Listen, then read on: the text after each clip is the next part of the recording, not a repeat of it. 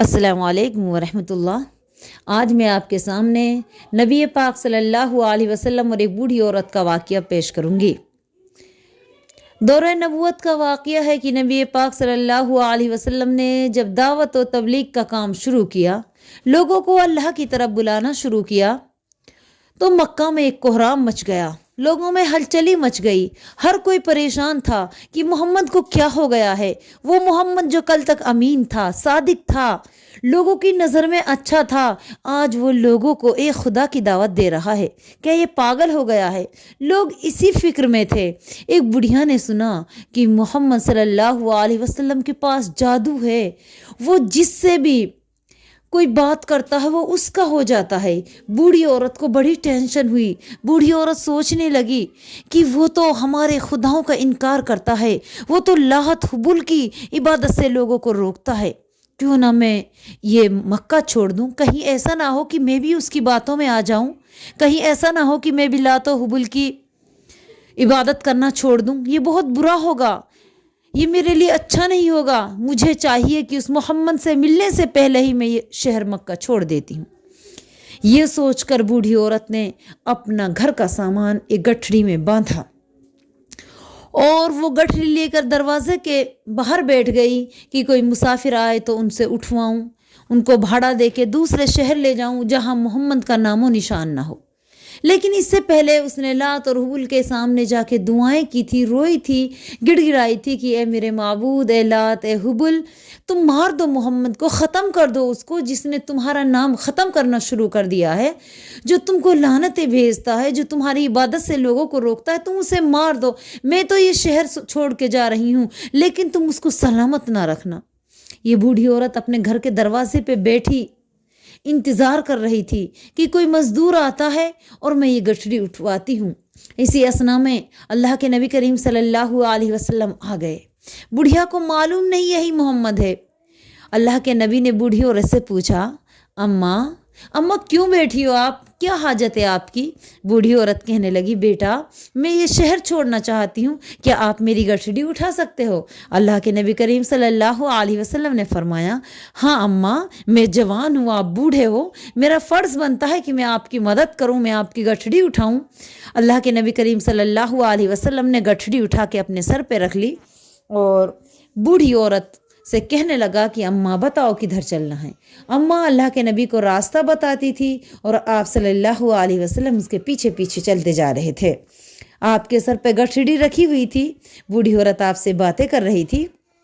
وہ کہہ رہی تھی، بیٹا تو بہت اچھا ہے، میں اتنی دیر سے انتظار کر رہی ہوں، کوئی آتا ہی نہیں، کوئی آتا ہے تو میری سنتا ہی نہیں۔ میرے بچے تو بہت اچھا بندہ ہے، تو بہت اچھا ہے، تو بہت سیدھا ہے، کتنی پیاری تیری صورت ہے، تو بڑا بھولا بھالا ہے، تو بڑا معصوم ہے، بہت پیارا انسان ہے تو۔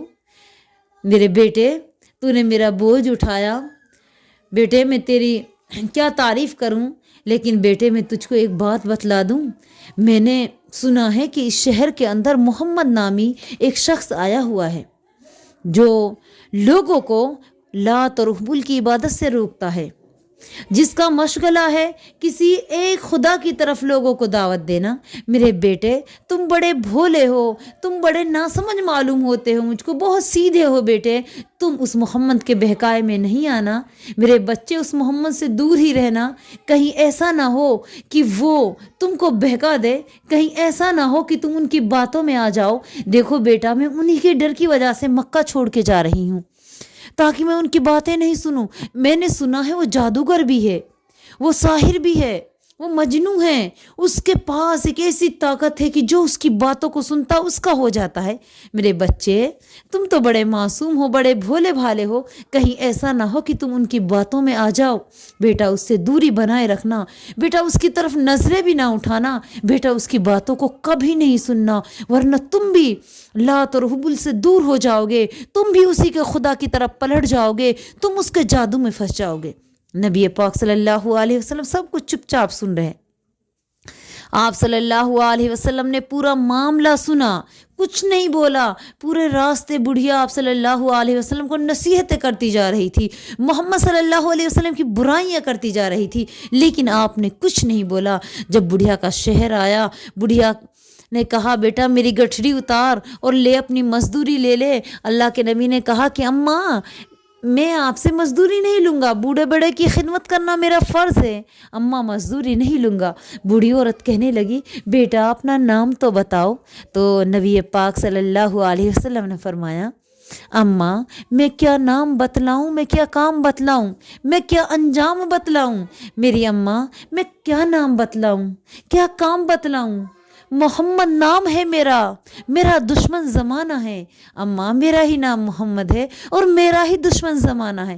بوڑھی عورت بڑی شرمندہ ہوئی، شرم سے سر جھکا لیا، منتیں مانگنے لگی، رونے لگی، کہا محمد لا الہ الا اللہ محمد رسول اللہ، اے محمد میں بھی تیرے رب پہ ایمان لاتی ہوں، واقعی تو اور تیرا رب سب سے اچھا ہے، لات بھی جھوٹا، حبل بھی جھوٹا، تمام جھوٹ ہیں، محمد میرا بیٹا تو اور تیرا رب سب سے سچا ہے، پڑھاؤ مجھے کلمہ۔ اور بڑھیا نے فوراً کہا لا الہ الا اللہ محمد رسول اللہ صلی اللہ علیہ وسلم۔ تو یہ تھا میرا نبی کا اخلاق، یہ تھا میرا نبی کا کردار کہ آپ کا دشمن آپ کو گالیاں دیتا رہے، آپ بھلائی کرتے رہو۔